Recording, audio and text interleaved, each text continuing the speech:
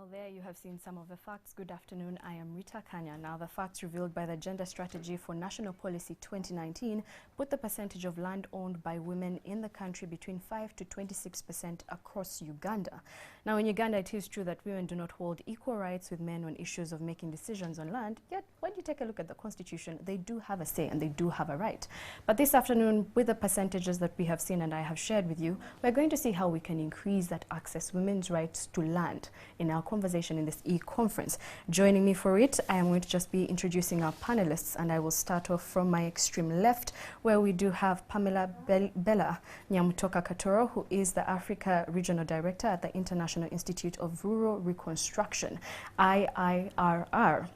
Next to her, we have Dr. Margaret Gadaya, who is a natural resource economist here in the country and is a rights activist. Next to her, we also do have Naomi Kabanda, who's joining us in the studio, the Acting Director of Land Management, Ministry of Lands, Housing and Urban Development. Now, out of studio, given we are living in the digital era, we do have the Permanent Secretary, the Ministry of Lands, Housing and Urban Development joining us, and we'll be opening up this e-conference in just a bit, Miss Dorcas Okalanyi. Let's go to the Ministry of Land, Housing and Urban Development in a bit, but we also do have a few others that will be joining us here in studio, and we have Miss Frances Birungi still digitally, that she is the Director Program for Uganda Community-Based Association for Women and Children's Welfare. We also have His Highness Johnny Stephen Izakari, who is the Paramount Chief of MADI. And we also have joining us from the banking sector, Abdul Chanika, who is the Manager, Salary and Housing Centenary Bank. You also join us wherever you're watching us from, and you can be able to be a part of the conversation. So on social media, you may say, well, I'm a gentleman, how does this concern me? You might be a father someday to a daughter, you might be a sister, you might have a sister. So we'll be getting into that, and you need to be a part of the conversation. But for now, let's take you to the Ministry of Lands, Housing and Urban Development, where the Permanent Secretary will be opening this e-conference.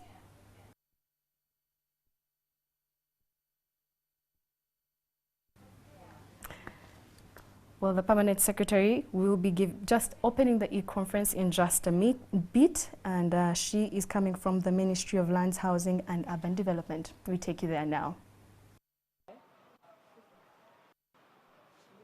I start. Thank you. Thank you. I thank you for this opportunity given to me to make remarks on behalf of government on our achievements, opportunities, and challenges regarding women's access to land in Uganda. As you're aware, women in Uganda are the primary agricultural producers. They own less than 20% of registered land, and yet they use the land for production. The majority of women lack documentation to the land they hold and use, and this in turn negatively affects the agricultural productivity and potential. The government of Uganda has put in place conducive policies and laws with specific provisions to address women's land rights. There is the National Land Policy, Registration of Titles Act, the Mortgage Act, Equal Opportunities Act, and Land Act, among others. To this end, there are programs in place such as systematic land adjudication, CCOs and CLAs, and freehold, where women participation and contribution is recognized on the documents. Government, through partnership with strategic decision, has taken strategic decision to secure land titles for women under all the 4 tenure systems from the current 20% to 30% by 2030. Specifically under customary tenure system, where 80% of the land is unregistered, government interventions shall protect rights for the vulnerable groups, which include widows, unmarried women, married women, female youth, female disabled, absentee persons, and a girl child, among others. Government's rationale of the women's land rights is therefore about advancing women's land and property rights for socio-economic development. Government shall continue to work with traditional institutions and build their capacities to take on a number of roles, especially in dispute resolution for women, as provided for under Section 88 of the Land Act, and also implement women-related interventions in land in the National Development Plan 3.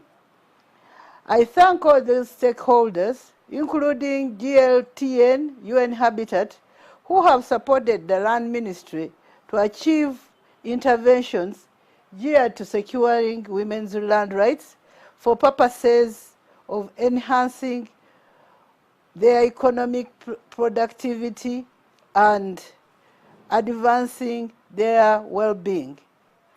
I thank you for listening to me, and I thank you for giving me this opportunity to address you on this access to land rights of women in Uganda. Thank you very much.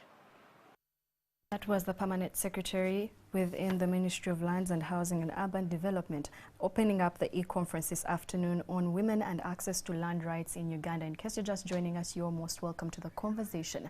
From what the Minister has said, we now bring it into studio where we have our keynote speaker, that is Dr. Margaret Rugadia, who is a natural resource economist, right activist.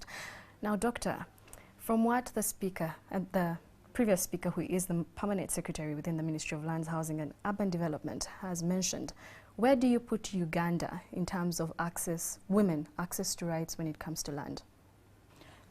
Thank you. In terms of access to land, you have to understand that the government of Uganda has been pursuing efforts towards titling mostly customary tenure. And for you to understand how this is going to work to improve agricultural productivity, you have to look at the three major impacts that titling makes on land in terms of agricultural productivity. Three things usually happen. The first is that when you get a title, you get the assurance that you are able to use this land. And what happens is that women are then able to invest more, to give more labor, to give more inputs, agricultural inputs, and to make sure that the productivity goes high. The second thing that happens when you title is you get the flexibility or the ability to access land in other ways other than ownership. You're able to borrow, you're able to rent out, you're also able to sell if the need arises. Although sales usually happen when conditions really force households to sell. Sales only happen when the need for maybe school fees, maybe an economic squeeze in the household happens. The third thing that happens is that when you title land, you're then able to use it as collateral. You're able to access loans, and the banking sector is available to provide those kinds of loans. Sometimes you may not be able to ask loans, but when land is massively titled, the terms and the conditions for loans also improve. So those are three broad things that happen in terms of titling when it takes place. When you come to women, women specifically access land based on relationships of either marriage or kinship. You are born into a family, and that family then determines how you access your land. You are married to a particular person, and that man you're married to then makes sure you have access to land. And usually your access to land is based on the functions you serve in a household. Your function in a household is to produce food for making sure that people have welfare and their food secure. So your land is functional, it's social. But when you move to titling, you want to shift the dynamic of land away from a social function to an economic function. You want to produce, to feed, but to also be able to make income, specific income to the household. Now, in terms of access, women's rights become precarious if your relationship with a man who is the conduit for you to have the access is not stable. That relationship has to be stable. In terms of the government, what the government has done, or what it is supposed to do, is to stabilize that relationship through law. So the laws on marriage, the laws on divorce, the laws on succession, and the laws on inheritance. Because rarely are women able to purchase land because of the inability to have a greater purchasing power. But also the structure of our society is such that the ownership of land rests with men. And I was looking at a recent survey by the Africa Development Bank where 67% of Ugandans think the responsibility for access, ensuring access for a woman, rests with a man. And 1 in 3 Ugandans believe women should have access, but the men should maintain control over that access to land. So this then moves us into a situation where you talk about, or you find a system that is run mainly based on norms and culture. And unfortunately, a bit of our culture is discriminatory in terms of how you access land. If you don't conform to what the clan expects you to do, what the household head, who is a man, expects you to do, then your access to land is threatened. So the key thing really in ensuring that you have proper access is to make sure that the law is able to outlaw discriminatory practices, which the Constitution does very well in Article 26. But the practice of it all is what is really challenging. And I think the ministry, through the different titling projects they've been doing, have been challenged in terms of practice when it comes to the issuance of, say, for example, the certificates of occupancy in northern Uganda, the certificates of occupancy in Kabale. And, you know, the titling process becomes the point at which the culture that we live in terms of access becomes reflected. If that culture is not shifted, then we capture the same imbalance and put it into our titles and in our registry, and then it starts to affect the extent to which women are able to contribute to food security, to productivity, to improving household welfare. So the major challenge really is ensuring that whatever we do, the rules of engagement allow women to have that consistent and reliable access to land so that they're engaged and involved in the production process. Because the relationship of production is dependent on the different relationships that the women have. Well, one thing that you have mentioned, and I would like you, Naomi, to just contribute to, is the fact that you say is how the practice, yes, the laws are there, yes, within the ministry there is all this activity that is being put in place to ensure there is access to land rights for women, but the practice is being challenged by the customary laws or the norms within society. What's your comment to that? Sure, like Dr. Lugadia is saying, a lot of work has been done in this area, and we are privileged to be having one of the most gender progressive constitutions. And women's land rights in this country has been on the agenda for more than 2 decades. But where is the problem? The problem lies in attitude. We need to do a lot of work around attitudinal change, and we also need to accompany women's land rights with other packages. Because if you are going to talk about agricultural productivity, increasing access to markets, and also increasing what they call in the NDP the income by leading people off the land, then you need to think about how do we repackage attitudinal change by, for example, getting mentors. We have to get the men on board, because previously I think the advocacy strategies we had in this country were too much, I call them women-centered, But now we have changed the strategy. We need the men on board. And later in our discussion, we'll see that some of the men are now the ones talking about culture. How do we change culture? You need to get the men on board. And also the other practical point we have been using when implementing all these reforms is to ensure that government participates. Because once it is civil society, then people tend to think that this is civil society agenda. And so you have to get government to participate in these processes. And the other area or component that I see coming through to help us is the issue of statistics. Because when you talk about women ownership of land, the statistics we tend to quote, I think that was a study by Dr. Abisebina, and that was in the 70s. We're still talking about 7% women ownership of land. So we need to update our statistics. We need to go into the field and do actual research to ensure that we actually get what is correct. You may find that the statistics have already gone up, but because we are not doing research, we are not updating our information, you find that we tend to think that the areas of discrimination on land still remain as they were 10 years ago.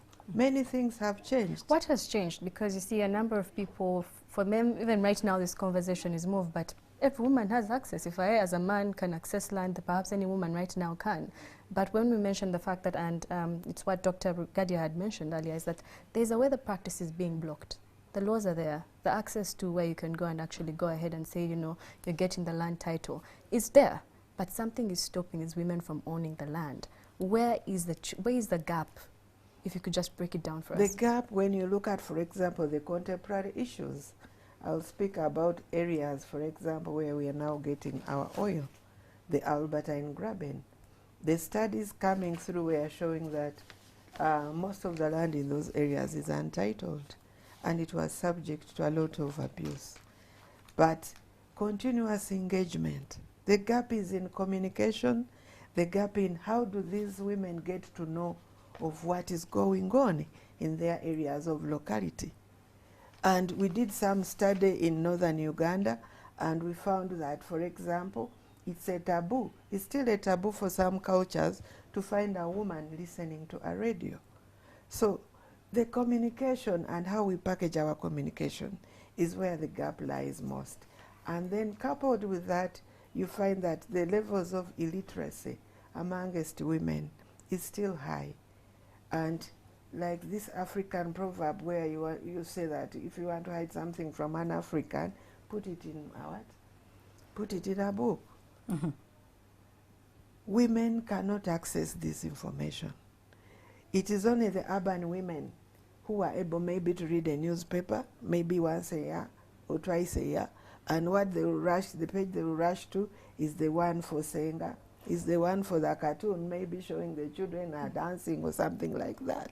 So we still need to do a lot of lobbying, but sensitization and bringing it the fact that most of our women, especially the rural women, cannot access information. And we need to go down so that we don't concentrate on the urban areas, but we go down to the grassroots and repackage this information in simple language. Yes. All right. Well, Pamela, you have heard what Dr. Gadia has had to say. You have heard what Naomi has had to say. What do you have to say? And perhaps it's a comment to what they are saying, or it's just an addition to what has been said by the Permanent Secretary. Okay. Thank you very much.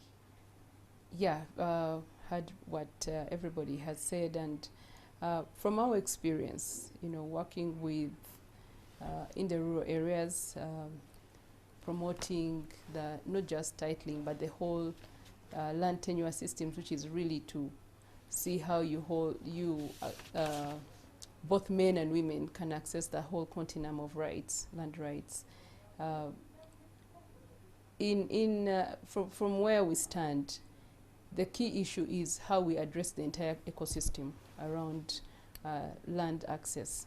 You know, are we looking at utilization of this land, because it's one thing for me to be able to till this land and you know, I would say theoretically have access to it. But then the proceeds from that land, who's controlling them? How am I able to effectively utilize that land? Like, is it, am I able to maximally produce? So we talk about, for example, and so that's where you now have to bring in the whole issue of what kind of investments do women have access to in terms of being able to utilize that land effectively. And that's where we talk about now financing, the markets access. We have to also talk about even value addition, you know, because if you're talking about simply remaining at subsistence, you know, you have to go the whole way to commercialize it to really get the benefit from it. So we're not talking about just tokenism in terms of access to land, but, you know, women being able to actually fully utilize this land and produce. And our focus is even on the smallholder farmers, for example, who are the majority. We know that agriculture is the backbone, you know, in this, and we know that land is a major asset in able to, in order to, you know, effectively utilize agriculture. So from what everyone has said, the important thing is how we address the entire ecosystem around land rights and access. And also what Dr. Rugadia said about the laws, you know, the enabling laws. We have to talk about inheritance. We have to talk about the marriage, you know, the marriage laws. How are they enabling women to access land? Because it's one thing to have this in the Land Act, in the Land Policy, in the Constitution, and quite another to look at the other laws that are supposed to form this. So it is important that we holistically look at access to land in a holistic way and looking at the whole entire ecosystem around land rights. Well, when you mentioned the entire whole ecosystem, just starting off with a woman, Dr. Rugadia, an ordinary woman, a Ugandan who maybe is deep in northern Uganda, somewhere in Lira, yes? How, one, is it easy for her to access this information? First of all, Naomi has mentioned the fact that the communication needs to be something so simple. Then who do we leave it to? She mentioned we shouldn't just leave it to the civil society. But government will say, the laws are there, the policy is there. Where is the gap? What is stopping these women from knowing this information besides just, as she had said, keep it in a book, hide it for every person in Africa? But where exactly is the issue when it comes to these women? I think you have to think about women not as one homogeneous group. Women are different.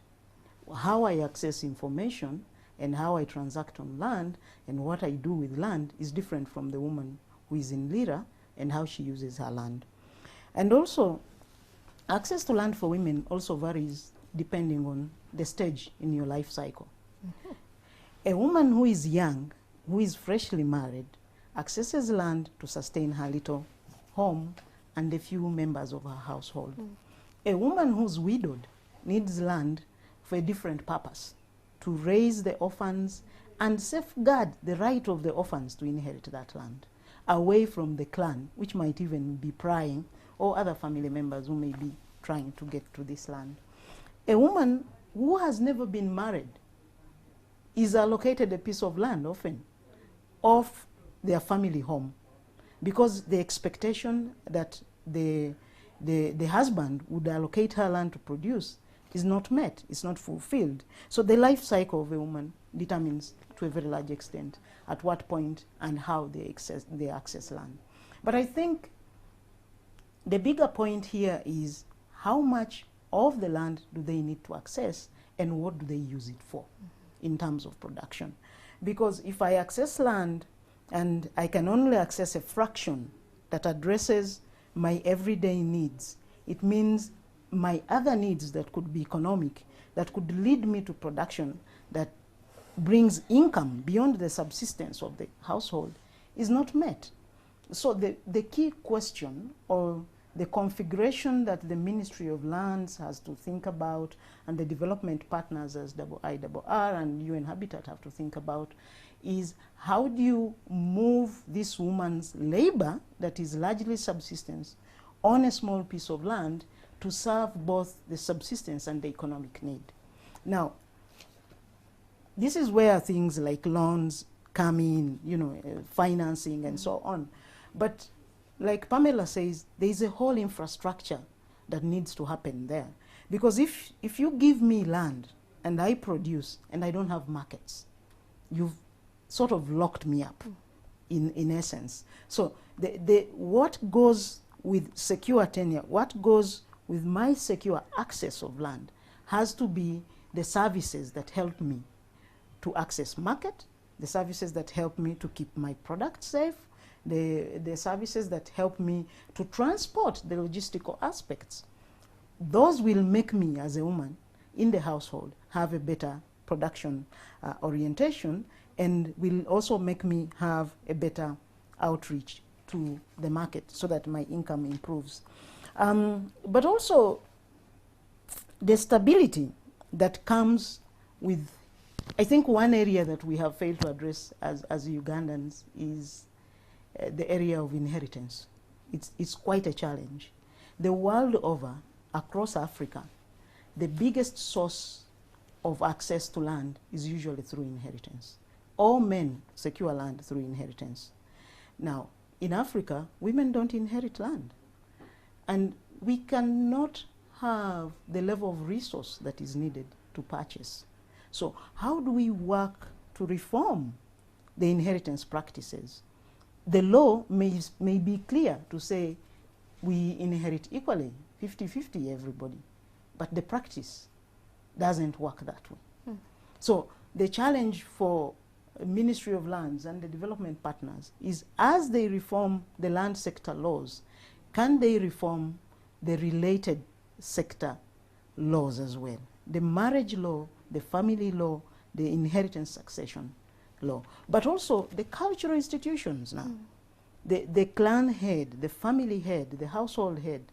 Why are you not allowing women and girls to inherit from their parents equally as their brothers? Yes, we're going to be taking the conversation out of studio and onto the digital bit of things. But as we do that, because we do have a number of panelists that will be joining us via Zoom, Naomi, from what Dr.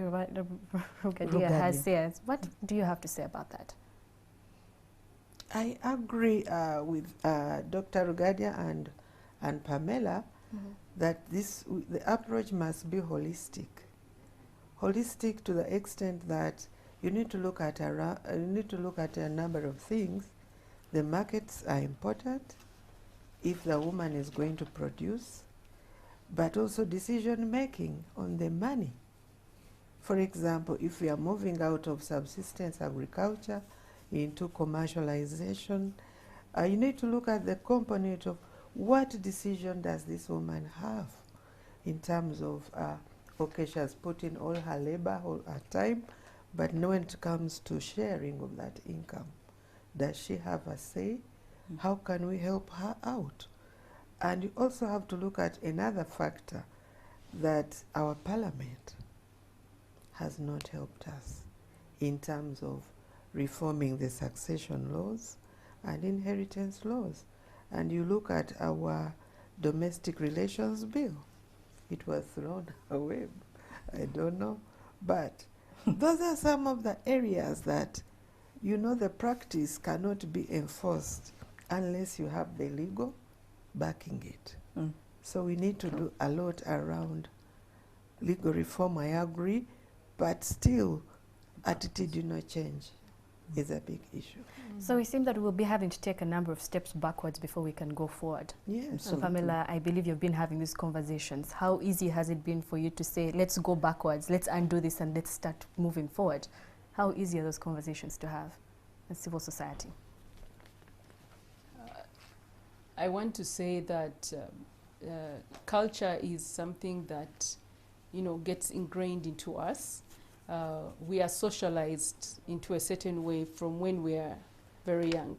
And so it's not easy to demystify certain things or certain so-called truth that we've held close to us for a long time. So, but what we have done is doing a lot of, that sensitization, having meetings with them. Radio has played a big role, and also having champions.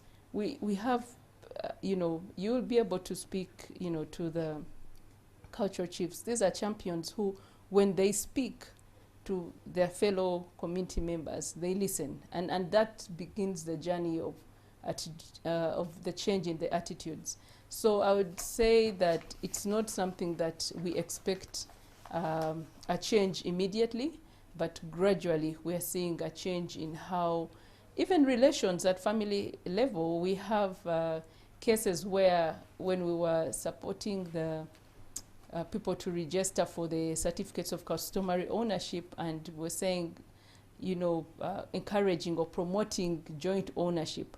At first, it wasn't received very well, because, there's all this history where, you want the head of the home, the man wants to be the only one with the land title. And we're saying, okay, can you bring your wife to be part of that title? And surprisingly, we've had so many joint applications. So I would say that there is an attitude change that is happening, but it's gradual, but it is happening, and we just have to keep this conversation going like we are right now. All right. Now, when you speak of an attitude change, there's also a change in terms of, from what Dr. Regadia had said earlier, the relationship in how, a lady acquires this land. At some point, we'd say it was inheritance. And somehow, if it was the husband, somehow the land ended up in her hands at some point, eventually. But we have seen that women now within society go ahead and even acquire this land. Yes. So talking about the women here in perhaps Kampala, those who are able to have access to a loan when it comes to financing. So taking it out of studio, we are joined by Abdul Chanika, who is the Manager Salary and Housing at Centenary Bank. Good afternoon and welcome. Abdul, good afternoon. We'll just start by asking you, how easy is it? I will just start by asking you, when it comes to access to capital, it seems to be a major issue for women when it comes to purchasing land. Am I correct? And how does the bank, in particular Centenary Bank, to help these ladies? Walk us through that process. Yeah, thank you so much and for choosing Centenary Bank to talk about this topic. Just to let you know, Centenary Bank is a microfinance bank, and in design, our strategy is to look out for clients who are financially excluded because of the traditional requirements in banks. And as a microfinance bank, we look at people who are left out. The women, mostly the youth, and women in rural areas. And as we discuss, we should know which woman are we talking about. We may be talking about the woman in the rural area, the woman in the market. So as Centenary Bank, we have developed very good products for extending to women in different sectors, women in agriculture, women in business. So to make it able for them, we know the most important issue is what makes women be excluded from finance or empowerment, because when we talk about land, we are actually talking about the woman empowerment. And access to finance is key to empowering a woman even to end up owning her own land. Because if she's not financially empowered, then she cannot have land. So as Centenary Bank, we have products which are, don't require, let's say, land, because we want first the woman to acquire finance to be able to acquire land. So we have loans which are just secured by guarantee, personal guarantees. We have open account for VSLAs. We know women are saving in groups. So we have designed accounts for their groups, which they can use to open account in the bank instead of putting their money in boxes. This enables them to save. And after saving, then we have loans we extend to them at reduced interest rates, which are not secured by land, but secured by guarantees, by group guarantees and personal guarantees. So that one enables women in agriculture, women in business to access finance. Now, after they're empowered, the Centenary Bank has a number of products women can access to acquire land. For example, we have partnered with Uganda Land Board to do land title processing, and also we are partnering him under the Own Her Land program. Centenary Bank has partnered with Uganda Land Board, and we are targeting women on how they can register their land, strengthen their land tenureship system, but also to enlighten them, like the previous speaker said. Most women may not know that they should own land. Of course, we know that behind every successful man, there's a woman. So women tend to be working behind their husbands. But also, we need to create awareness that women can own land, because sometimes you find people come in the bank, she's a woman, she wants to buy land, and she wants to put it in the husband's name. So now you ask her, now, if your husband gets another wife, what would happen to you? So we need to demystify the issue that women cannot own land. So by us partnering with Uganda Land Board, we are able to process land titles for all our customers, including women. But also we have the Center Land Loan for land acquisition. After we have empowered her, she has an account with us, she can access loans, then she can go ahead and buy land under maybe loans like the youth loan, loans like the Superwoman loan, because we have a loan specifically for women, which I talked about. So using the Superwoman loan, the women can access loans up to 5 million and not secured with any type of land. So using those loans, these ladies can become financially viable, and they can now be able to acquire their land or strengthen their land tenure system by processing land titles. So in Centenary, it is easy. And we know women are also limited by mobility. Some of them are in rural areas. And we go through alternative channels like agent banking, you have seen, banking on phone. All that is intended to reach out to all these women where they are, either in their houses or in the rural areas. We are taking these services nearer to them. And you find through our channels, they can do everything I'm talking about. They can open an account, they can deposit, they can access a Superwoman loan. So in Centenary, I would tell you it is easy for ladies, and quite now we have like 29% of our portfolio is under ladies. But of course, that is less than the women who are already banking with us. And that's why we specifically came up with opening a specific loan, the Superwoman loan for the client. But we quite a number of loans which our clients, women can access, like the agricultural loans, because we know most of the women are in rural areas. Most of the women, urban and the educated one, may not so much be excluded at those in rural areas. So we have like the agricultural loans also. Under Superwoman, a woman in agriculture can access a loan under Superwoman, and also she can access a loan as a youth, because as Centenary, we are the only bank which has youth loans, and we have youth loans in agriculture and business. So we have quite a number of products where ladies can access financing, and they can acquire land, or they can register their land and use it for any kind of purpose, either production in agriculture or development under construction.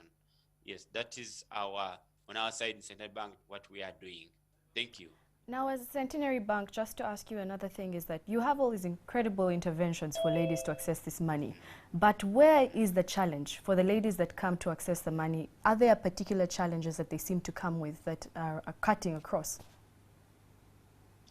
Okay. The challenges are like my previous presenters said. It is awareness. We need to create a lot of awareness. We need to, ladies have to have more confidence in themselves to know that they can own land. Like I told you, most times ladies own properties, but not in their names. You can find a woman buys land and wants to put it in her husband's name, like I told you, or in the children's name. And it's very hard to use that land maybe for commercial purposes. So as I tell you that with the kind of products we have, if ladies are sensitized about the financial products we have, they can all access financing it's just as easy as that, because now people can open accounts wherever they are, even on phone. We have a loan called the Center Express account, which is just opened on phone. So as the bank, we have really tried to increase availability of services through all our channels. What we want is forums like this and partnerships to be able to educate women about what are the available safe channels to access financing and also ultimately acquire land. Okay. Thank you. Well, thank you, Abdul. Now, bring it back into studio. Pamela, we'll start off with you. The comments that he has made, you know, the interventions are there. The lack of confidence in women knowing, you know, I can go ahead and actually own my land, and there are opportunities for me to actually get money to own this land. What are your comments? Okay.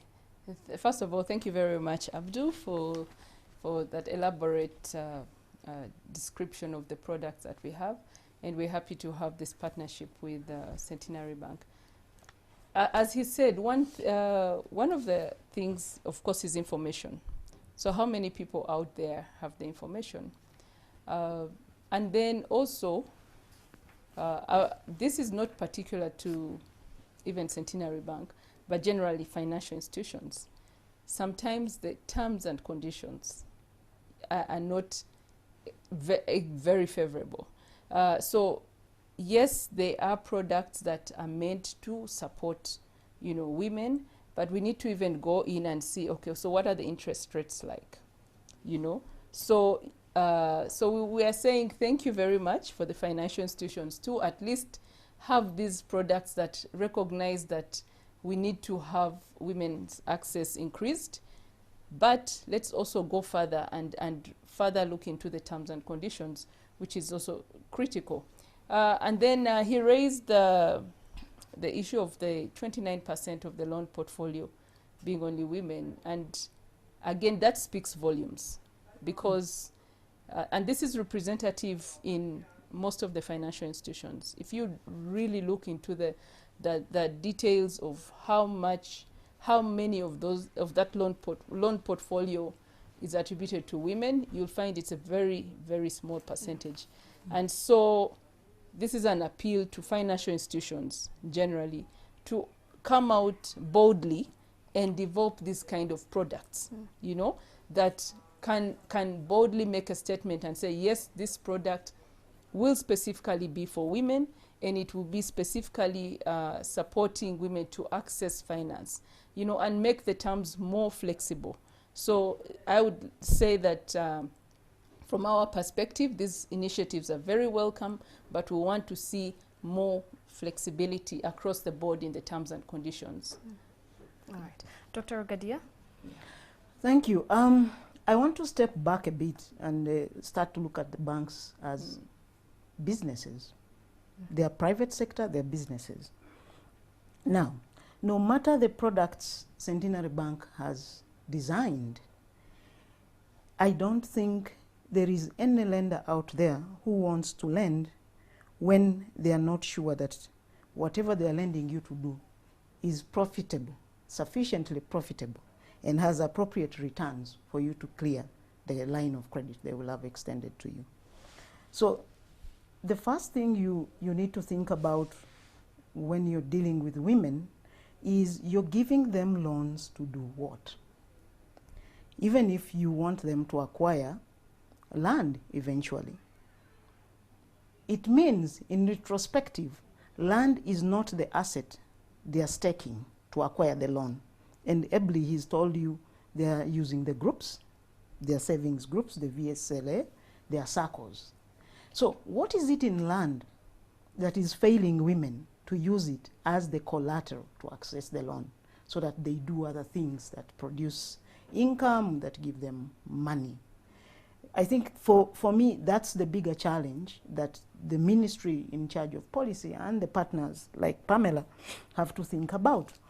At what point do you transition a woman who has access to be able to leverage or to use that land to acquire a loan? If you can't flip to that point, then your policy is still lacking. You still need to do more. So that's for me is one thing. And secondly, if you're talking about a rural woman, rural lands have lower values, and there are fewer financial institutions and fewer financial packages available for the woman in the rural area, where she can actually come in and say, I need this, I need that. But there is also one other thing we forget. In the rural, when people think about loans, they usually rely on their social relations. You go to the shopkeeper next to you lends you money. When you next harvest, you will sell and pay back. Few want to go to the bank. And the big question is, why is that the situation? And until we can realize those things that block a woman from accessing, then we will not be able to address that issue. It takes me to one particular example I found in northern Uganda when I was doing an evaluation on titling. And there was this fear among women that if you do get a title on land and it is in your name, you're going to pay taxation. Because it's all about information, awareness. They are not aware that tax is not going to be leveraged on land as property yet.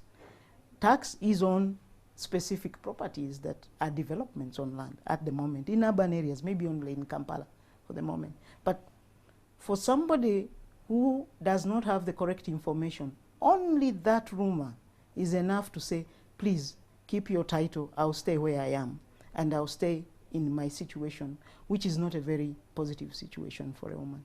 So in terms of policy, the thinking, the products, the design must be that speaks to women and that speaks to land in the rural, given the land values in that rural area. Okay, and last with you, Naomi. I loved the part when he talked about a woman who comes to the bank escorting her husband and then ends up not getting, accepting to get that loan. And I think that is because of culture as well as self-esteem.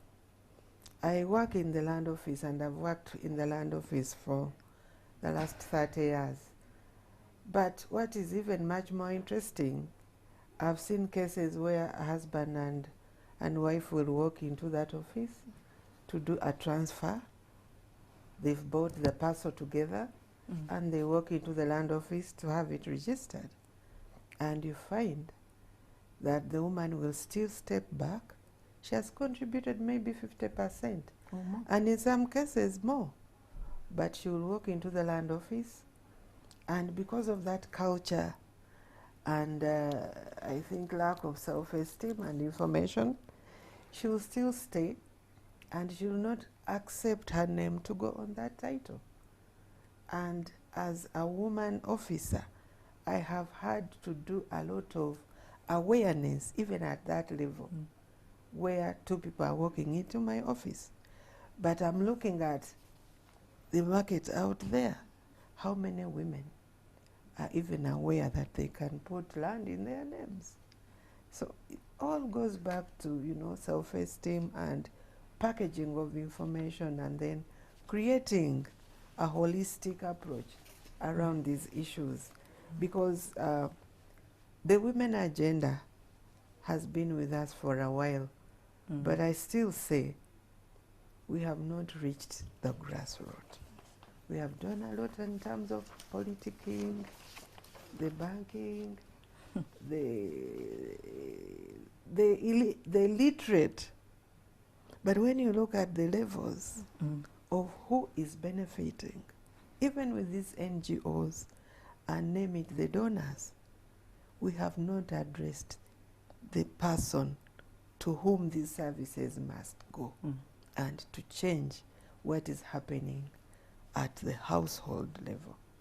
And so I still propose that we need to repackage the way we are doing things, our approaches, later on the language we are using. For example, how many of us, when you go to the grassroots, can speak that local language which the ordinary woman will be able to understand? That's an issue. It's a complex situation for the educated women, the feeders of this world. The IIRs, when they go to the ground, what language are you using? to address the woman, the intended beneficiary of all these programs. So I still propose that we need to do a holistic program and to address the issue of the rural woman. All right, well, we're still addressing the issue of every woman who has the access to, and you need to know that you have the access to rights when it comes to land within Uganda. We're going to be taking a short break, but when we come back, we continue to, I believe, repackage what this is when it comes to women and land in society. Let's take a short break and we'll be coming back with more panelists.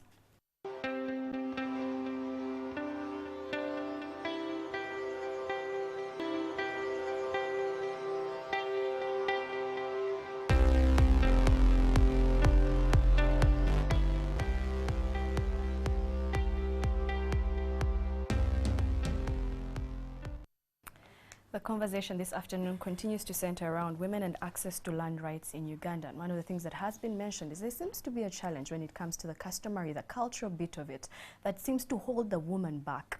In one way or another, it affects her esteem. And joining us to have this conversation, we also have His Highness Johnny Stephen Isakari, who is the Paramount Chief of Madi. He's joining us via Zoom. Good afternoon, Your Royal Highness. I will just Good start. afternoon to For you as the people, the Madi people, what is it like? What is the information given to a woman when it comes to access, her ability to access these land rights? I beg your pardon? I beg your pardon?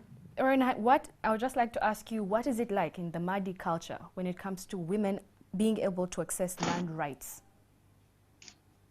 Okay, thank you very much about this conversation, but I'd like to broaden it. I'll answer your question, but the conversation will be broadened beyond Madi sub-region, and it's an African context about the freeing of the woman and giving the woman the rights. The woman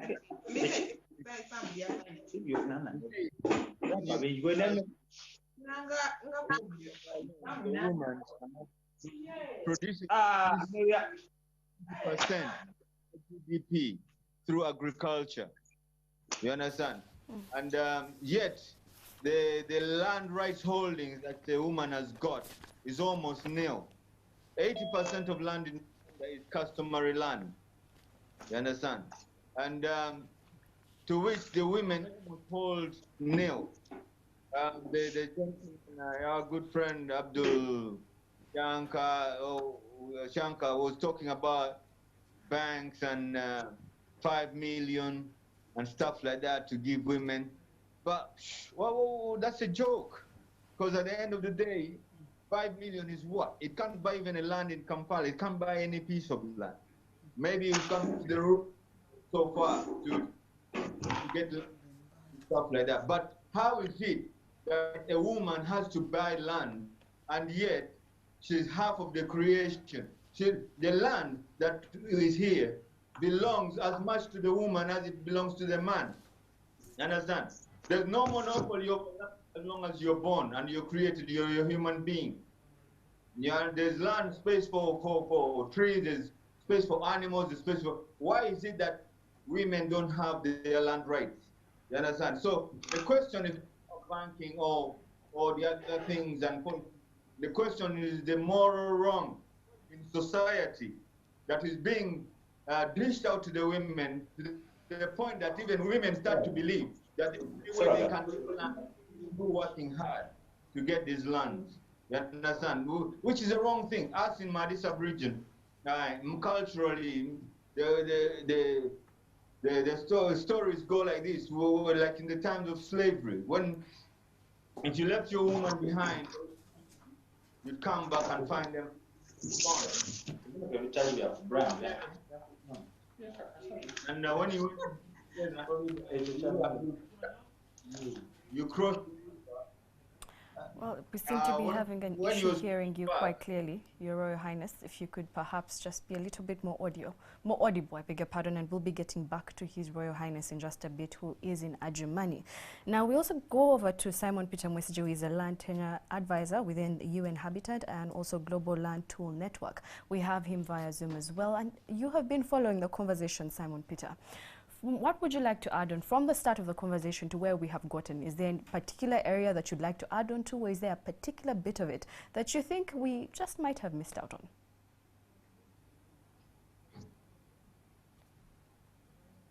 Well, I was trying to say that the women are protected and the land. Simon Peter, can you hear me? Land belongs to the women. Now it has become a proper man, which is a role. Well, we'll now just come back to studio. We seem to be having a technical glitch there. But in studio, I've heard what His Royal Highness had to say. And we also heard from Abdul earlier, who said that at Centenary Bank, they are partnering with the Buganda Kingdom. So we do seem to have a bit of culture change here and there. But it is not seeming to, in one way or another, equate to what we're seeing on the ground. Yes? There seems to be a lack. Where is the lack? We'll start off with you, Dr. Gadia. Thank you. I think you need to understand that certain partnerships or products that are constructed in the financial sector have particular types of women they are targeting. And as the Paramount Chief was trying to point out, there are gradations or distinctions amongst women. And in the range of claims or rights or uses or types of access, they are different and distinct for different women. Therefore, if you have, as the banking sector has set aside, a product that can be accessed by women, even without security, and at the highest value, it is 5 million, which the Paramount Chief ably says cannot even purchase land in his region, in Madi, in Arua. It means then the sector is designing a product that is insufficient in catering for the needs of a particular woman. And why is that amount as small as it is? Because the woman has no other security. Because as a group, we can only guarantee you as far as the common activity we do together. What is the value of that common activity we do as women in a group?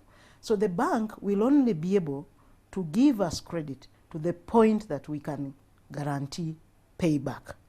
So if the value of land is so high that it is beyond the abilities of women to purchase it, then our access is limited. And it goes back to the traditional systems of access.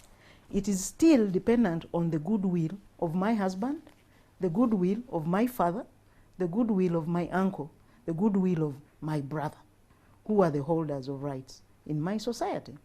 So for me, if I want to cultivate 5 acres, I have to go before my brother and say, can I borrow the family land so that I grow 5 acres?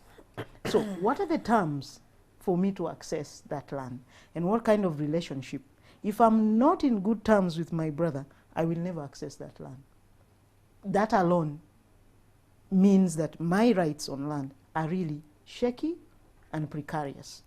And to the extent that that is the mode of production we have, the great percentages we expect in agricultural production are not going to happen. Because the assurance that when I borrow the 5 acres and I produce, that I will actually be able to sell that land and have a say on what I have produced from that land is really not guaranteed. I could be in the middle of the season and my brother comes up and says, no, we need this land to graze cows. Right there, my crops are gone. So the challenge for Naomi, who is in the ministry, is that policy that guarantees continued access to a point of production that guarantees a product is in the market by the woman. That's the only way you get to improve a woman's life. Okay. Well, Naomi, we will be getting to you in just a bit, so you can answer just remarks to what Dr. Gadia has said. But let's go to Simon Peter, who is with the UN Habitat. Simon Peter, you've been following the conversation from the start. What are your comments so far? Thank you very much, and thank you, the panelists, for this interesting discussion. on women and access to land and natural resources. From the UN Habitat and the Global Land Tool Network point of view, land and natural resources, they play a central role in livelihoods of majority of people in Uganda, and therefore improving land governance is very key toward achieving sustainable development, poverty eradication, as well as fulfillment of human rights. We acknowledge that we cannot achieve sustainable development goals and other global frameworks without securing land rights for all. Let me share with you a story of a lady I met in a small village in Kabale called Chivingwe village. Her name is Beatrice. She's 75 years old. Beatrice lost her husband 4 years ago. Children. After her husband's death, her neighbors, including her own in-laws, occasionally attempted to encroach on her family land. They often shifted the boundaries, but she told me that she was not able to fence her land because she did not have resources to do so. So this is why this is very important for Beatrice and for many women in Uganda who are in a similar situation. As already stated by some of the panelists, less than 20% of land in Uganda is registered. Land registration procedures, in particular, land surveying is still unaffordable for majority of Ugandans. Demand for land is increasing due to population pressures, and this is also resulting into high disputes and conflicts. Women continue to face large barriers in accessing land under formal, informal, and customary land tenure systems because of entrenched patriarchal customs and practices, limited access to justice and dispute resolution, and a lack of awareness. Also, this has been underlined by many panelists before. But there is also an important dynamic that we should be aware of, which is the current COVID-19 pandemic that has spotlighted these issues. Well, Simon Peter, we seem to also be having an issue with your connection in terms of the sound in the background. But bringing back into the studio, he has also mentioned an important thing. We already are facing an issue when it comes to women accessing their land rights. But we're also now in a situation where their efforts in one way or another are now being pushed back as a result of the pandemic that we continue to face. How many steps forward have we been able to take and now are taking backwards? And where do they now start from? We'll start with you, Naomi. Interesting. When you look at, for example, government, in terms of securing land rights, especially during this COVID time, my minister released a press release, and this was in regard to evictions. And you know, when evictions happen, the most affected people are the women and children. And so the land grabbers, well knowing that things are like on a standstill, they know that nobody is monitoring them, they go ahead and do evictions. And you find families thrown off their land. And so there are always these statements: do not chase away people, you follow the procedures on guidelines and on land evictions, but you still find many evictions, illegal ones, are happening. And they happen at weird hours. People do not even observe curfew. You may think everybody has gone home and an eviction is happening. So you still find that such actions, like Simon Peter is pointing out, are greatly affecting women. Because whereas the world seems to be silent, pausing, many things are happening. Society is doing weird things. And so we still need to come out in terms of how do we address women's land rights, because this is now another angle. How do we address women's land rights during COVID times in case of land evictions?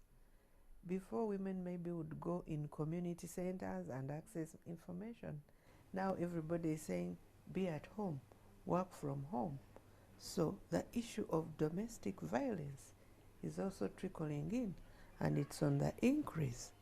And you find that whereas before women maybe would have their small portions of land and be able to do agriculture and then give food to the family, now they cannot travel long distances in view of lack of transport, because transport has gone up, and in view of lack of other facilities, enablers to make them even access their gardens. You find that this is another angle which we need to seriously look at. And Simon Peter, you must make concrete proposals on this one, because as we are right now, we need to rethink how do we address land rights during COVID times and to assist women and children. All right. Before we move on to the other two panelists in studio, there is something that Dr. Gadia had mentioned earlier in terms of policy that I want you to just touch on or respond to. Policy, I can say that Uganda, and specifically Ministry of Lands, we've done a lot of and put in place a lot of policy frameworks. The issue is really the implementation. You know, in Uganda we are known for having very good policies, and these policies are gender sensitive, gender inclusive, but the issue is, do they reach the intended beneficiary? And I've raised that in my earlier comments. We need to review how do we reach the woman at the grassroots in terms of policies that we have done. We have written very beautiful policies. 2013 we wrote the National Land Policy, very inclusive, very good chapter on land, women's land rights. The Succession Act was recently reviewed, and we now have the Equal Opportunities Commission. The Equal Opportunities Commission mandates all ministries, for example MDAs, to come up with gender inclusive budgeting, which means we must include programs that affect women into our actions. And when you look at the NDP 3, it's talking about increase in incomes. Vision 2040, NRM Manifesto, all these are instruments intended to empower women. So the whole issue now is, do we implement these policies and the laws, or we need something more? But then who do we leave this implementation to? Because if these policies are there, and it must be all of us.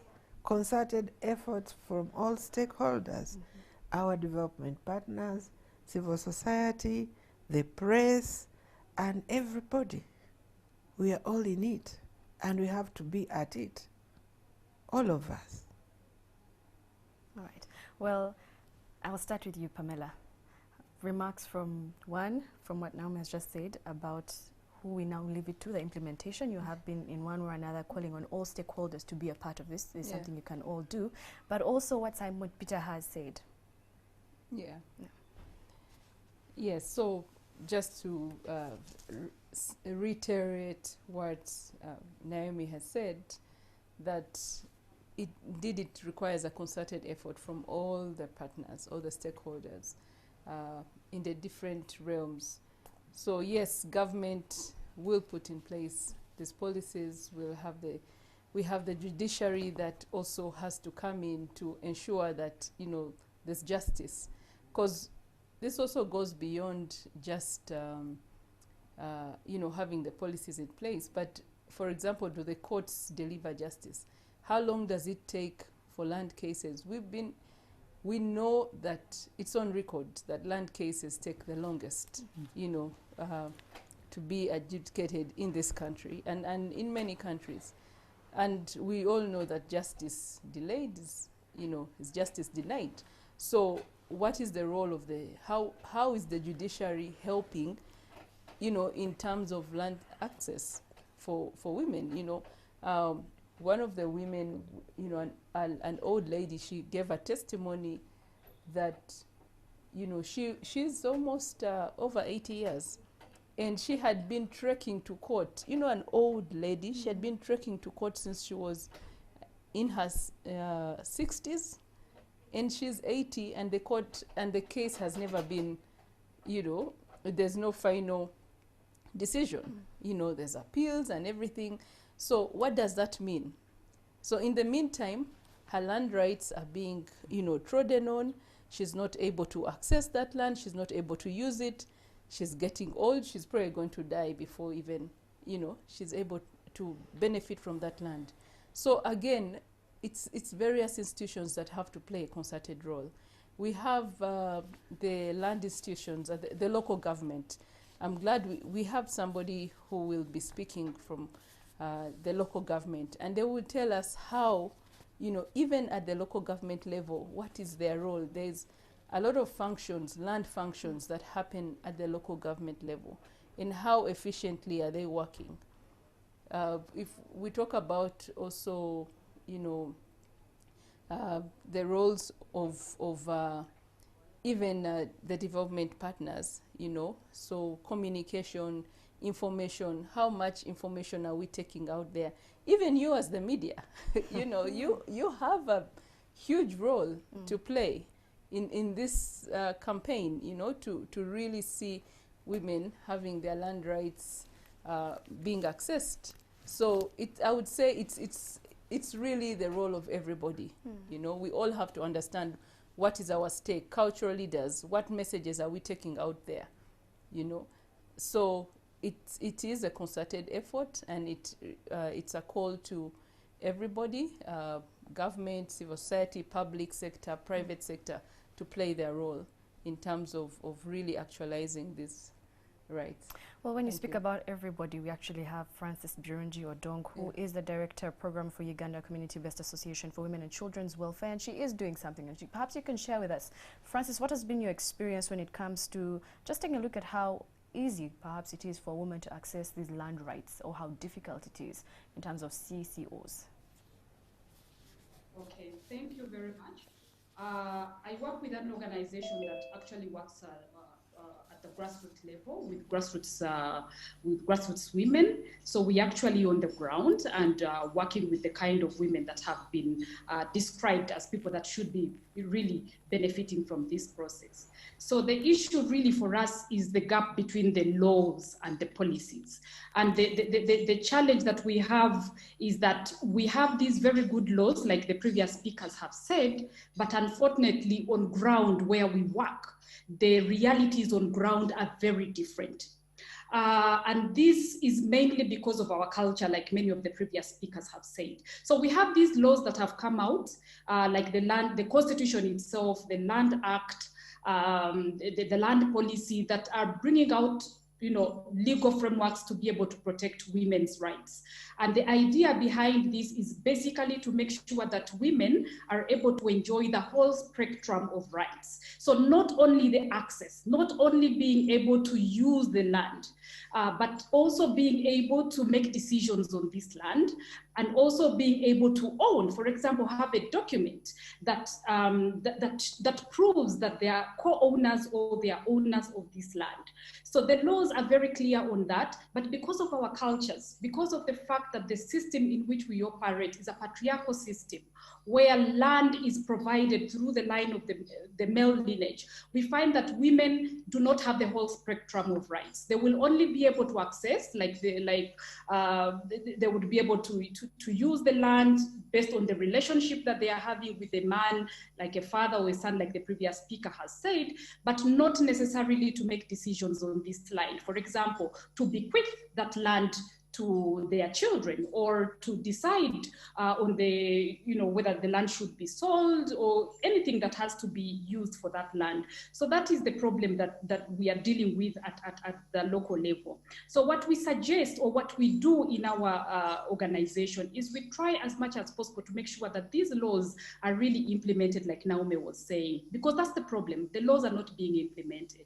But in the implementation process, we also emphasize the fact that there is need to be intentional. There is really need to be intentional in making sure that men and women benefit. They benefit, they equally participate in these processes. Otherwise, we'll continue to have the same problems that we have had over time, where, for example, using the traditional methods of land registration, like surveying, we see that many women are not able to afford that. So therefore, many of them have been excluded from the land registration processes. So since the law is there, the land policy is very clearly providing that women have equal rights to also register land, to also to be able to have ownership on land and have something that proves ownership, either with their husbands, co-owners with their husbands, or with their families. We are saying that government itself, but also partners that are working on this, need to really be intentional in the sense that in their programming, in designing their programs, in the implementation process, they need to make sure that they put in place processes that will make sure that women participate, that women benefit equally the way the men are benefiting.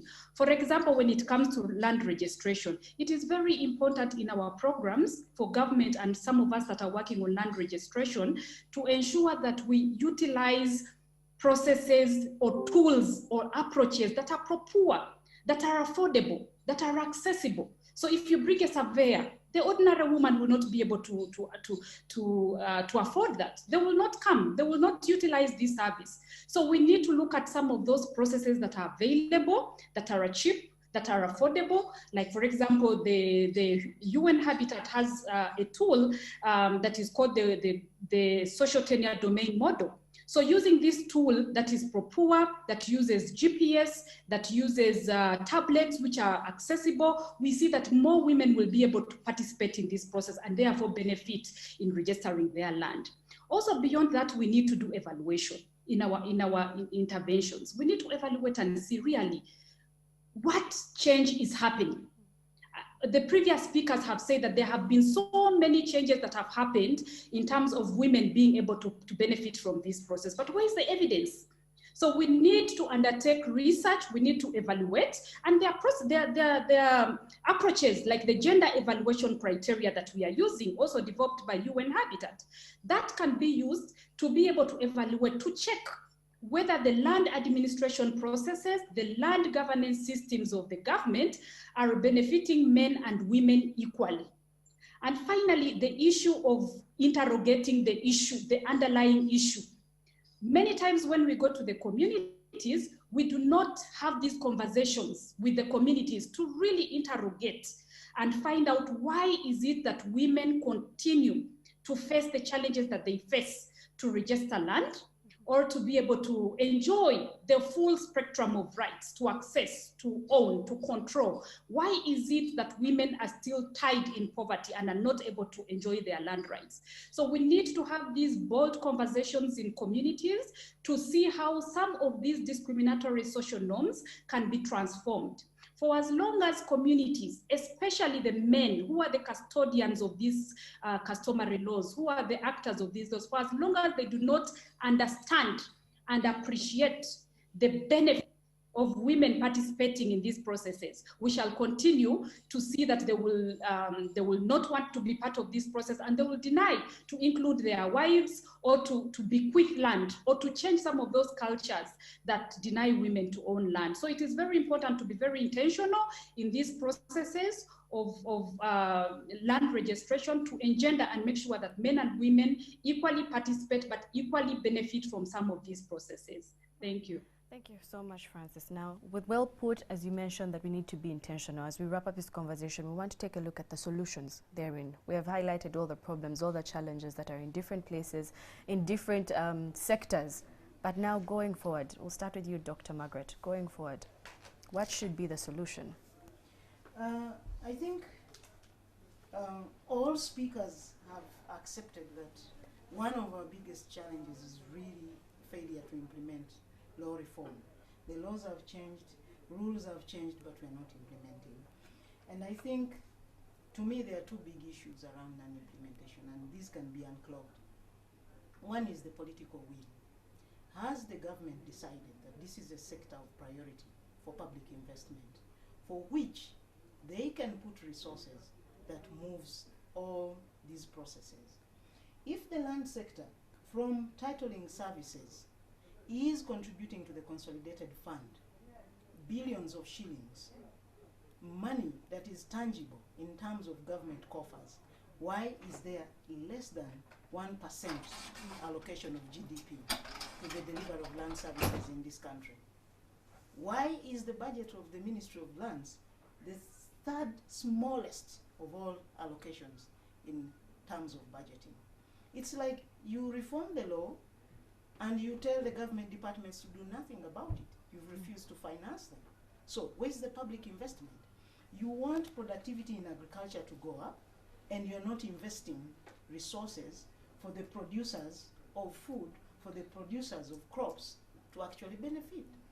So I think the first priority we need to do is really put a public investment in land reform, in land registration, and allocate the Ministry of Lands the appropriate resources they need to deliver the services that are needed. Secondly, an obvious benefit that comes from titling is really the resolution of land conflicts and land disputes. Those have clogged the judiciary completely. If you look at the number of land cases in courts and the number of years, the contribution to case backlog, the contribution to civil and other criminal matters because of land cases, it is overwhelming. So if one sector has a problem that is not being addressed and it is resulting in a burden for other sectors of the economy, those linkages that make the economy grow are being severed. If land rights are not clear, the mining sector will suffer. Because if I'm an investor, I come and on the ground, the land is in dispute, I'll never access that mineral. The same has happened in terms of oil. So it is really recognizing the centrality of the land sector to the economy and having the Ministry of Finance, the Ministry of Lands articulating its position and receiving appropriate resources to go with that. So the issue of non-implementation is really a lack of commitment. As far as I'm concerned, the government is not committed. They make the reforms, but they are not implementing them. So what does that say? If I make a rule in the House and I don't put resources to it, then that rule is not a priority to me. So lands needs to be a priority. Yeah. That public investment has to happen. The second aspect is what Birungi has spoken about in ways that compel the actors. Because if IIRR, GLTN do not prioritize women's issues in a titling process, then the opportunity is not there. Because you cannot expect women to negotiate in a system that has already excluded them. They are already out. So who has the opportunity to call them back in? If the government has made some rules that allow them to come back in, you who is delivering the program have to call them out. If you don't call them out, then the opportunity to incorporate them gets missed. So for me, those two aspects are really essential as a starting point. All right. Well, as we continue to take a look at solutions and how we can have more women on board, let's go to Kabale, where we have Zelida Lindabo, who is a title receiver under the CCOs, a sub-county chief who signs in the CCOs as a recorder. And she's in Kabale just to give us, we have talked about the woman, the rural woman. She gets to deal with them on a daily basis. Now, Zelida, we just want you to give us what their experience is and what challenges do you face on a daily when it comes to having women access these rights? She gets to deal with them on a daily basis. Now, Zelida, we just want you to give us what their experience is and challenges do you face. Well, as we try to connect to Zelida, let's just come back to the solutions for now. Now we have heard what Dr. Margaret had to say. What are your solutions?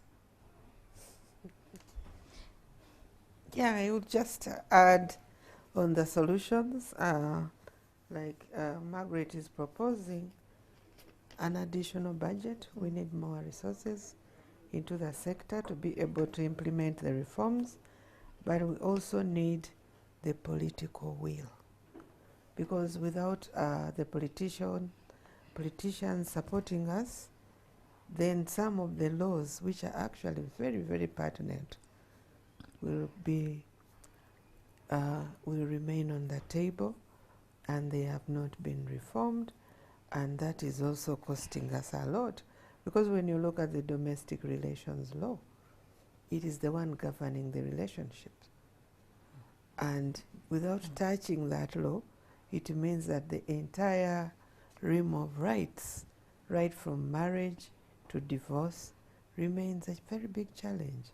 So we need to complete that review of all our laws. And the other angle is sensitization and awareness, and creating champions around women's land rights. We need to get the men on board, and like I reiterated earlier, research is critical, because we need the data, we need the statistics.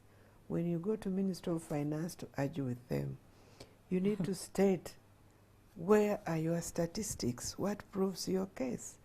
And we don't have a lot of studies around that. You find that a study has been done for only 2 sub-counties, and it can be easily thrown out by UBOS from the standards and requirements. So we need to invest in research and studies to be able to speak with data, to be able to speak with statistics. Okay. I think that's where I can make my contribution. All right. Now, going to cross over to Kabale once again, where we have Zerida Lindabo, who is a receiver under the CCO's sub-county chief, who signs as a CCO's on as a recorder there.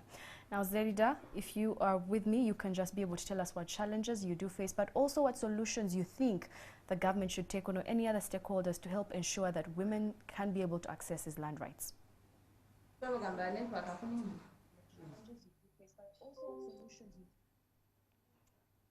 Zerida, can you hear me?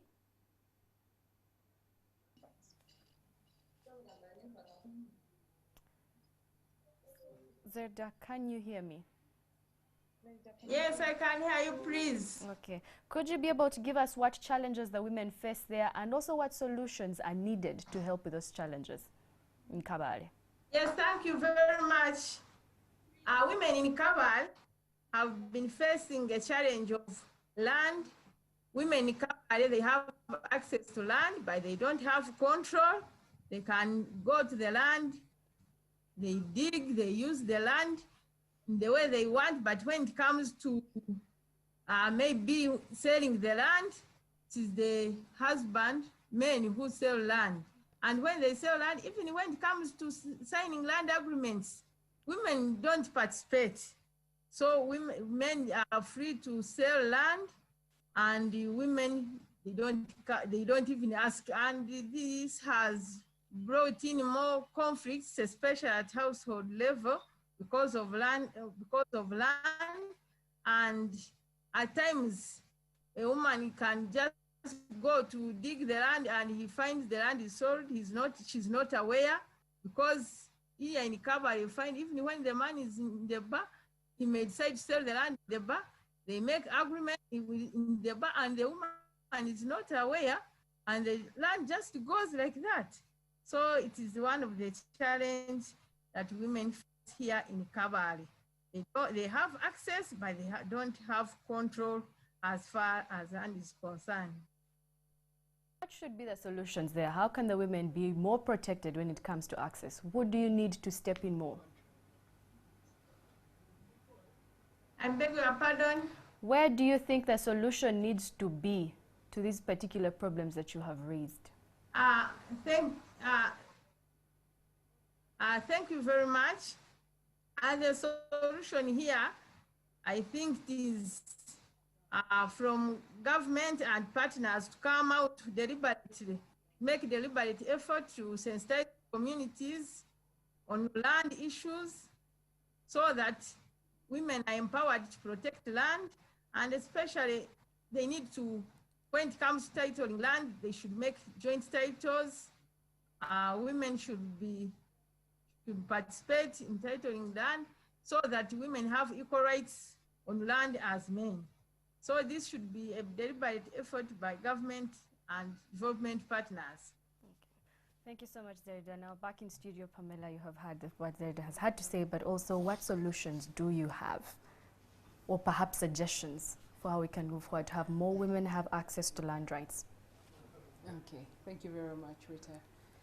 Yeah, so my fellow speakers have said a lot about the solutions, you know, right from law reforms and so the solutions I would see more structural, you know. There are those that are operational, for example, the financing, but there are those that are really structural, and those will need time, you know. If you're talking about law reform, that is something where we have to engage the legislature. We have to engage the duty bearers. We have to engage so many people, you know, to be able to reform all these laws. But also, I want to say that I think the private sector has not had a very, has not been given enough priority in terms of land investments. You know, we know that most of these land investments are actually fueled by the private sector. But are we including them enough in conversations around, especially control? You know, because Madame Zerida just talked about someone making a decision in a bar, and you know, and the land agreement, and this land agreement is going to be taken, and somebody will actually accept it. Yes. So how are we making sure that even as these land agreements are made, the private sector is ensuring that they are looking out for those loopholes? And if those loopholes are seen, they can make a bold statement and not accept. I think now we are seeing a lot of what they call the engendered land investments, where, for example, to make any investment, you have to have made a gender assessment, for example, and recognized during this assessment what are the key issues that came out, and are you addressing them? So that private sector engagement in engendering land investments is highly called for, and not only in the rural areas, but even in the urban areas, to enable women have more. The other thing is, can we be more innovative? For example, the UN Habitat, the government, they've come up with a lot of these tools that are really meant to help to, you know, provide some flexibility. Simon Peter talked about the high cost of surveying. And now we have tools, you know, like the STDM that, you know, are propor and reduce the cost of surveying. So can this be taken to scale? And there are very many other tools out there, innovations. So we need to take to scale those innovations that we have seen can work in terms of reducing the cost of registration, land registration, and basically any land-based investments. And then, of course, I know that it sounds like cliche, the whole bit of sensitization. In fact, it's seen, it's probably seen like NGO language, you know. But at the end of the day, even what we are doing right now is sensitization. I mean, information is power. If you don't, if people don't have information, there's nothing they can do. It's the starting point of anything. Even all these products and solutions we are talking about, if the people who are supposed to utilize this knowledge do not have that information, which is something we see all the time, we will continuously have that problem. So, you know, ensuring that information and that sensitization and that communication is taken right up to the grassroots level, up to the rural people, so that they can be able to use it, understand it, and utilize it, I think, as some of the solutions. Okay. Well, we've had the solutions and re-echoed over and over and over is sensitization, information. The information is out there, ladies, and even you, if you have a sister or an aunt or whoever is having a struggle accessing land, there's information there. But for now, we're going to be crossing over to the Ministry of Lands, Housing and Urban Development, where the Permanent Secretary, Ms. Dorcas Okalani, is going to be giving us some closing remarks.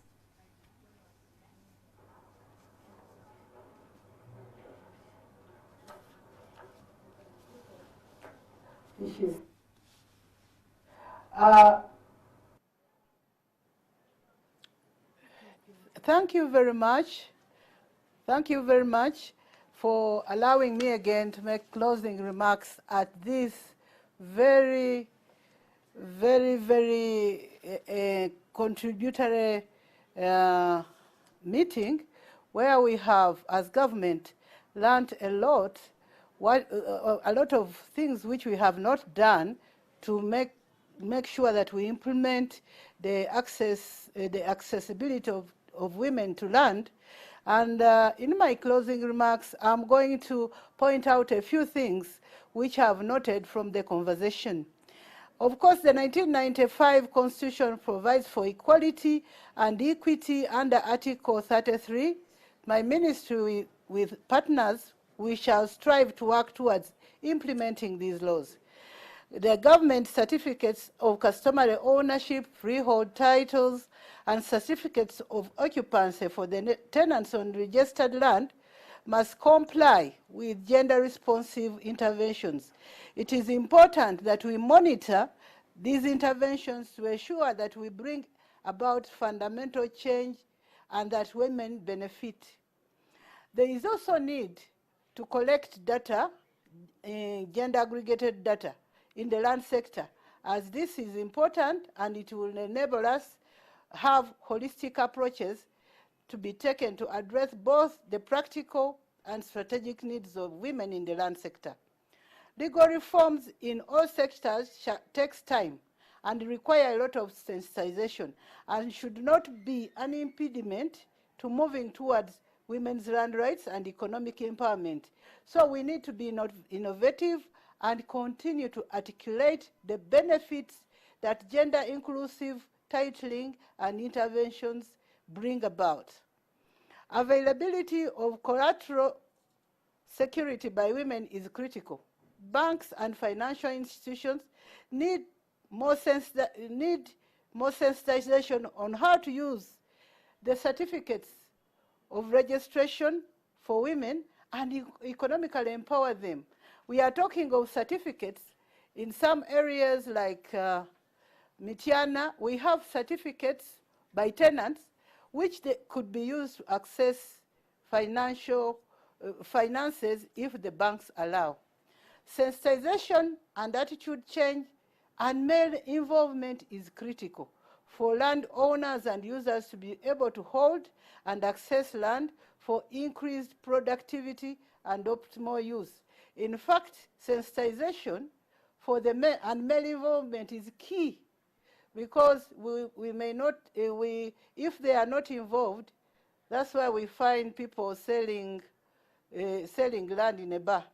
So we should involve them, sensitize them so that they understand that it is important for them to be able to use their land productively, and the women should also be able to benefit.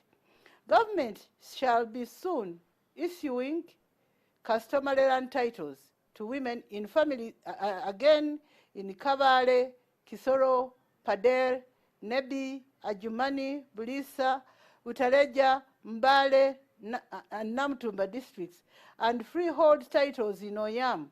We already started in Oyam. We are about 60% covered. Mbarara, Kiruhura, and even the districts as part of our gender-sensitive, inclusive interventions. Government shall also issue certificates of occupancy to tenants on Vibanja. I've already talked about it, where the women actually are the majority of the tenants on this Vibanja, in these Vibanja holders. These women responsive interventions on Mairoland have been achieved in partnership with JIZ in Kasanda, Mubende and Mityana, and the landlords and tenants are yearning to have this arrangement in order to reduce conflicts in this area.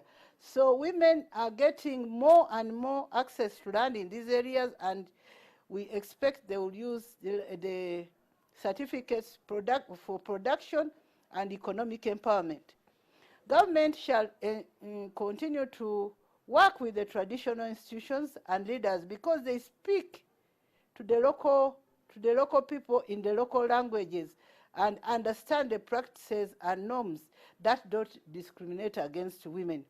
So we will continue to work with the traditional leaders, and the ministry on the part of funding will continue to lobby government to ensure that we implement the land laws, policies and reforms in full, because our land laws and policies are positive and they can enable women to access land, but we need to do a little bit more so that people get to know that it is important for women to access land. Lastly, I thank the experts for including my staff that have participated in this engagement, which has provided insights and direction on the way forward as we move again to amend our Land Act to make it more and more gender responsive. I thank you very much for having invited me again once more to close this e-conference on women access to land rights in Uganda. Thank you very much, and may God bless you all. Thank you. And with those remarks, she has closed the e-conference on women and access to land rights in Uganda. For all those that were watching, thank you so much. To all our panelists, thank you so much. And I do believe that our conversation here is only going to have us see more women have access to the land rights in our country. Have a good evening.